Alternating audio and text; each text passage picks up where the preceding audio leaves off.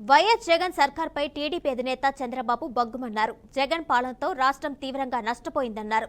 మరోసారి అధికారంలోకి వస్తే రాష్ట్రాన్ని మర్చిపోవడమే అని హెచ్చరించారు. ఎన్నికల ప్రచారంలో భాగంగా నర్సాపురంలో నిర్వహించిన ప్రజాగళంలో చంద్రబాబు మాట్లాడారు.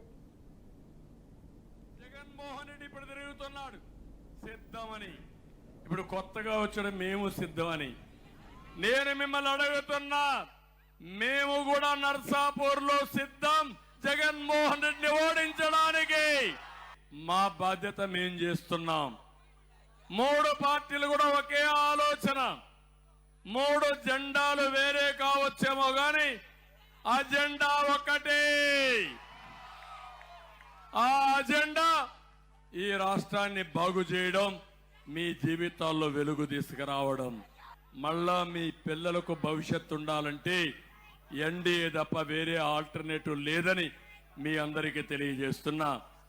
ఏపీ భూ హక్కుల చట్టం 27, దీనివల్ల తమ్ముళ్ళు ఇప్పుడు ప్రభుత్వ ఆస్తులే తాకట్టు పెట్టాడు. రేపటి నుంచి మీ ఇండ్లు, మీ భూమి కూడా తాకట్టు పెట్టేస్తాడు. ఈ దుర్మార్గుడు ఆ పరిస్థితికి వస్తాడు.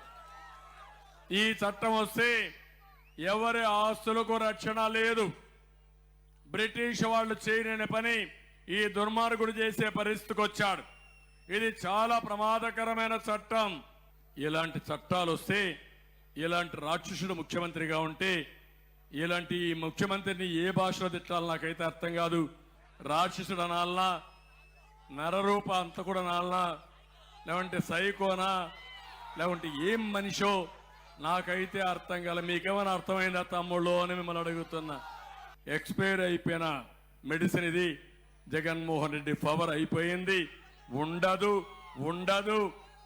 ఏమాత్రం అజాగ్రత్త చూపించినా, ఏమవుతుందనే ఆలోచన వచ్చినా ఒకే మార్గం మీకు రాబోయే రోజుల్లో బానిసలుగా బతకడం, ఆయన చెప్పింది చేయడం. అలాంటి దరిద్రమైన రాజకీయాలు చేస్తున్నాడు. అందుకే నా పంతం సైకో పోవాలి, రాష్ట్రం బాగుపడాలి.